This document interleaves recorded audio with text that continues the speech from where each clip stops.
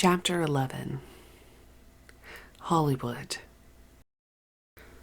Dennis Wilson did not own the historic Sunset Boulevard estate. Rather, it was leased for him. There were, in the main house, at least 4 bedrooms off a hallway that led to a bath and a simple master bedroom containing his personal stone fireplace, white fur rugs, a low, wide bed, a high-quality stereo system, and a large collection of the group's records. He had been living in the house alone, paying thousands of dollars rent per month, and he was rarely ever at home. We filled it up, playing all of his records, the grand piano, and the unique harpsichord, swimming in the pool, and between the satin sheets. Alma, the maid, was aghast to find a dozen house guests, but we women were helpful and listened to her stern instructions on how to clean and polish the good silverware. One day I saw Alma ruffling through the linen closet. Where were the blue satin sheets? Brenda was standing beside Alma in her newly sewn blue satin pants and volunteered to look for the sheets elsewhere. Brenda was slowly dressing us like genies. Dennis liked her billowy pants so much she made him a pair that he often wore around the house without a shirt. A chic. He was likable and funny without trying to be. Loose, whimsical, and with few reservations, but his body was reserved under contract to the music group made up partly of his blood brothers. He said that he wanted to break ties, those ties to go with us on the road or into the wilderness. So we waited between the bus and the house, exploring the short woods between fences. A high-pitched scream startled me one night just before sleep. It was the pet peacock that roamed the premises freely. Dennis didn't feed the peacock. That was done by others. There was a man who came to clean the pool and a gardener for the grounds. They showed up unexpectedly. The black bus loomed large in the yard. The gardener reported to the landlord that he'd seen a man swimming naked, and Alma probably put in her missing sheets report. After a couple of weeks, it all got back to Dennis's band and advisors. They raised a huff, but Dennis shrugged it off. He bopped into the house at the end of the day, humming, smiling, dancing a little, stripping on his way to the shower. We were there, yet not there. And it was nice. Still, we felt to be fewer during the day. So when Dennis was gone and others came around, half of us disappeared. Soon we were spending as much time in shadow as in light, so a change was in order. Bruce had always wanted to travel and was considering a voyage overseas, so he took action on it. The 2 Texas college boys, Rob and Deuce, set off separately to see California. And Mary took the black bus with Sunstone, Ella, Patty, Stephanie, and Sadie to the Mendocino woods for a vacation that would last longer than expected. The rest of us remained at the estate. Bounding through the kitchen one morning, Dennis told Charlie, "I'm falling in love with Brenda." Charlie laughed. Who wouldn't fall in love with Brenda? It was a nice thought, but Dennis was married to his company. It tied him down. It also gave him security. Before he rushed out the door in the mornings, he went down the kitchen counter, unscrewing jars of vitamins, dumping the pills in his hand, and gulping them down with orange juice, That was breakfast.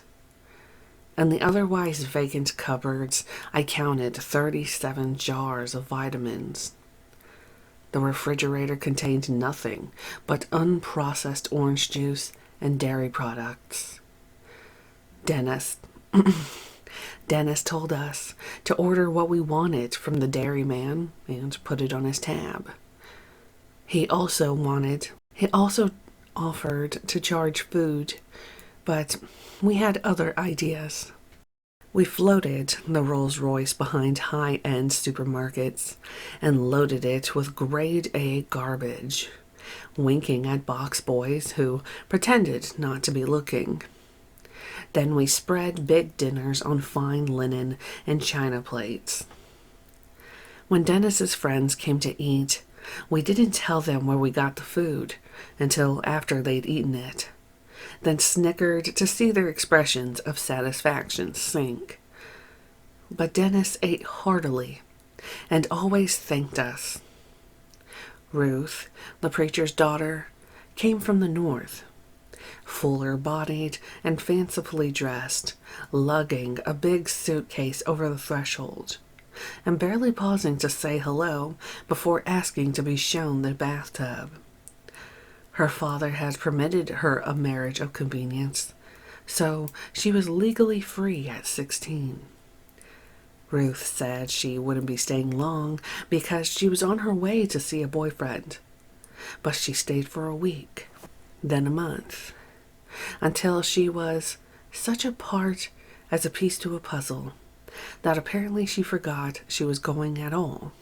From the house on Sunset Boulevard, a drive toward downtown Los Angeles, past the guard booths and gateways to the elegant neighborhoods of Bel Air and Beverly Hills.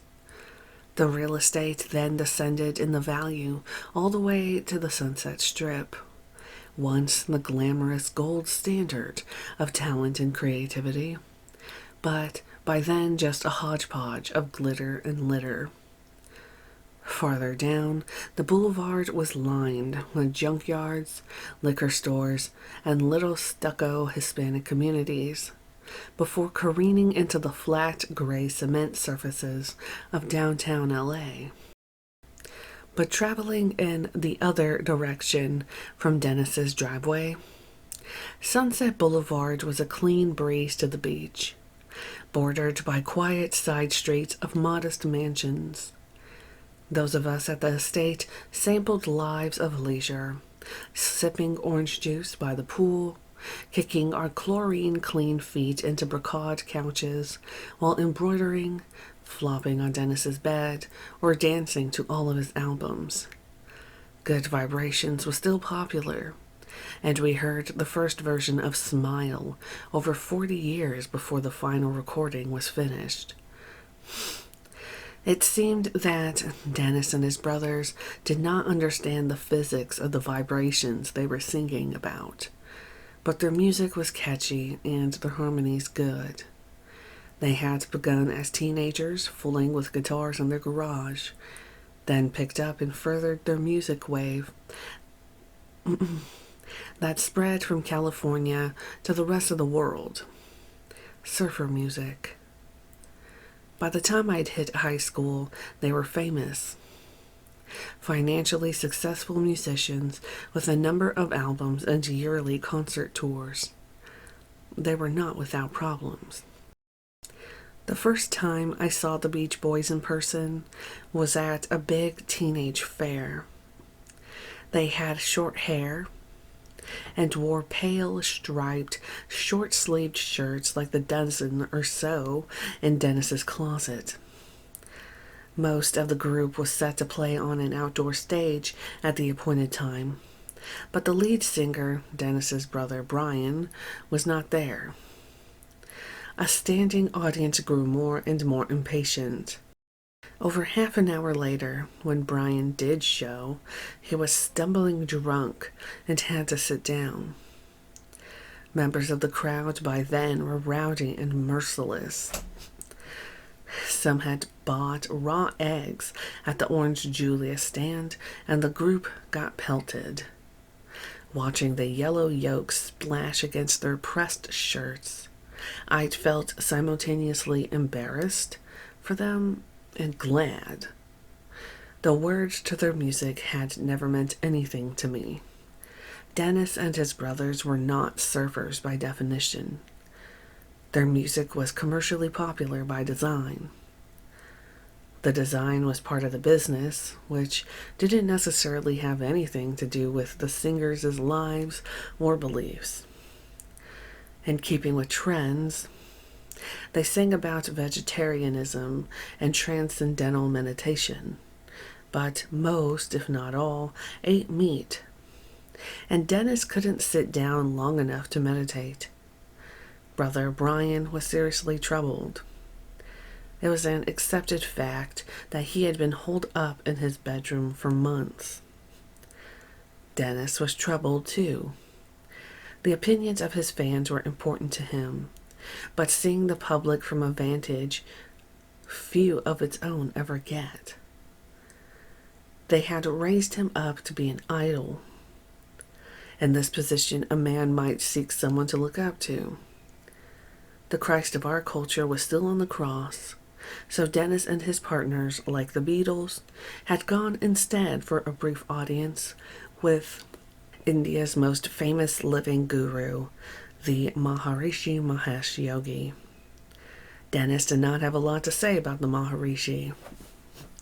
With a facial expression like the sheep in nativity scenes, he said only one word: beautiful. Lots of Hollywood entertainers had been to India, and almost everyone we met had the albums of Ravi Shankar. Charlie said it was music to the soul. Someone had lent us a sitar and a set of tabla drums that he learned to play. Each of the several circles of a tabla drum produces a different tone, and although Charlie didn't study traditional Indian music, he could play the circles individually or in combination. He didn't play the sitar much and never spoke of an inclination to imitate East Indians in speech or dress. We visited the shrine of Yogananda at the Self-Realization Fellowship, a couple of miles up the boulevard. Inside its gates, around a small lake and ornamental gardens, fair-haired Americans dressed in saris and nose rings wandered quietly in meditation. Though he said little at the time, Charlie thought it was strange that so many Christians and Jews would migrate to other religions. To him, religion was indigenous. It was as unrealistic to wrap up in a sari and call oneself a Hindu as it was to put on feathers and call oneself an American Indian. My mom had a Christian name and spoke English, he said. Good, bad, like it or not, I'm bound to be what I am. Dennis spent a lot of time with Charlie, and I will never know all the things they talked about, but there was good blood between them. Charlie obviously got a kick out of Dennis, and Dennis routinely referred to him as a wizard. After roaming the yard barefoot one morning, Dennis stepped into the living room through one of its tall windows, sat down at the piano, and, for the first time since we had arrived, played some of his own music. His music was beautiful when he put his heart into it, and that's what was attractive about him. Not just his body and face, but the opening that showed heart. Charlie made up a song for Dennis, and we wrote down the words. Part of it was from a man to a woman, and part from a man to his brothers.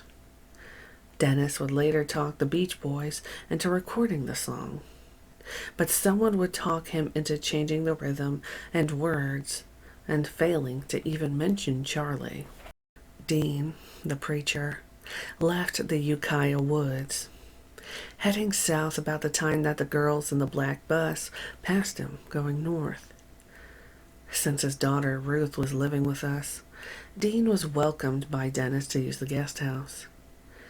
Dean told us that Mary and the girls traveling in the black bus had gained a strange reputation. A hitchhiker had told him of witches and a baby goat in a black pirate bus. All I remember is that about a month after the girls left, we got a call. They were in jail. The way I heard it, Sadie had given LSD to some underage boys just before the boys were questioned by the neighborhood police. Small town. The police had come raiding and found the girls' weed. And even though it wasn't in the house, and they had a variety of charges from possession to contributing to the delinquency of minors. Sunstone was handed to Patty during the arrest since Mary was already on probation. Patty had booked herself into jail as Catherine Smith and her son as Michael. The only potentially good news was that Sadie was at least 2 months pregnant by one of the young Texans. I was cleaning the kitchen and Charlie was standing in the breakfast room talking to me when his sentence broke off and he looked like he was listening. Then his eyes watered. He went to a chair and sat down. After a silence, he said, "It's Mary. I'm thinking of Mary." For the second time in the 3 months since Sunstone was born, Mary was separated from him. And Charlie knew her feelings about it. We had considered what we could do. None of them had sounded miserable, just a little put out at Sadie. Sadie had wanted to do all the talking. They'd been having a good time, magic things happening. Magic tuning in people. Mary had been business-minded, with a rundown of charges and legal procedures. She said they had a public defender, would wait, go to court, and let us know. Charlie's parole officer and his wife had offered to pick up Sunstone from foster care and keep him out for the duration of their incarceration. So she was correcting the record, claiming him as her son, and releasing him into their care. Charlie talked to Dennis about bailing the girls out. I caught only part of the conversation. There was a problem. Dennis's money was tied up in investments made by his advisors. He had specified charge accounts, but sometimes bummed pocket money from friends, and even from Charlie. I got the impression that Dennis's people considered him irresponsible and untrustworthy to handle his own finances. It would later be widely reported that we took Dennis for thousands of dollars, but we only took what he gave. We didn't press him, or the girls would have been out on bail. Terry Melcher drove his sleek foreign sports car through Dennis's carport and honked. Strawberry blonde, with a big red mustache, Terry looked impeccable in pastel cotton sportswear. He was a young businessman, the producer of his mother's television show, which we had never seen. Beside him was a naturally handsome actress, the daughter of a beloved TV entertainer. Terry and his girlfriend looked like print ads for expensive liquors and leisure vacations, but their expressions were serious and distracted. When he learned that Dennis was not at home, Terry continued around the circular driveway and zoomed away. The sons and daughters of other movie, TV, and music entertainers came by the house, as well as some of Dennis's girlfriends from out of state. With the exception of a wholesome Irish girl, the girlfriends were stiffly jealous of other women and tried to wedge as much distance between Dennis and the rest of us as they could. One high-heeled woman was so indignant she couldn't be in the same room with us. She'd flown into town with a wardrobe that jam-filled one of the big closets. Later, when she went away and left her clothes, we took them out and distributed them to people on the streets. She would call it stealing, but we never wanted her clothes. We just wanted to make sure that she wouldn't come back to stay unless she was willing to be naked, in a sense. No woman could possess Dennis. Each came in and went with her own illusions of him, and each had him to herself, however briefly, long enough to sustain those illusions. One night, Sandy, Dennis, and I were camping on his front lawn when headlights came up the drive. The driver found her way from the front door across the lawn and, within seconds of kissing him, was scooting her pants down. Dennis put himself into her like it was his duty. It was over in minutes. She got up without saying a word, straightened her clothes, went to her car, and drove away. Dennis liked the concept of camping. When his music group scheduled a vacation at Lake Havasu, he took 5 of us girls in the Rolls Royce, and we lay sleeping bags on the sand within a circle of willows, while his bandmates and their families parked large motor homes on the beach. It was a fun weekend of picnic food, sun, and water sports, but with the exception of Al Jardine's family, the entourage was inhospitable towards us. Back in Bel Air, Dennis took us to Brian's home to swim and see his recording studio. It didn't seem to matter where we were. Wives or girlfriends came to pull their guys away. I hadn't seen anything like it since high school. It was more than that our clothes didn't come from exclusive Wilshire or Rodeo Drive clothiers, or that we looked too young or too many or too much alike. Most of the women we saw in Beverly Hills were tense and unreceptive before they met us, and we didn't like going to places where catty women treated us like dogs. Increasingly, we were perceived by Dennis's managers and advisors as a threat to him. Dennis said he told them he wanted time away from the business to camp and to be inspired, and they pulled harder on him. Dennis and Charlie walked to the grounds, comrades of many moods. Charlie asked Dennis if he wanted us to leave, and Dennis insisted not.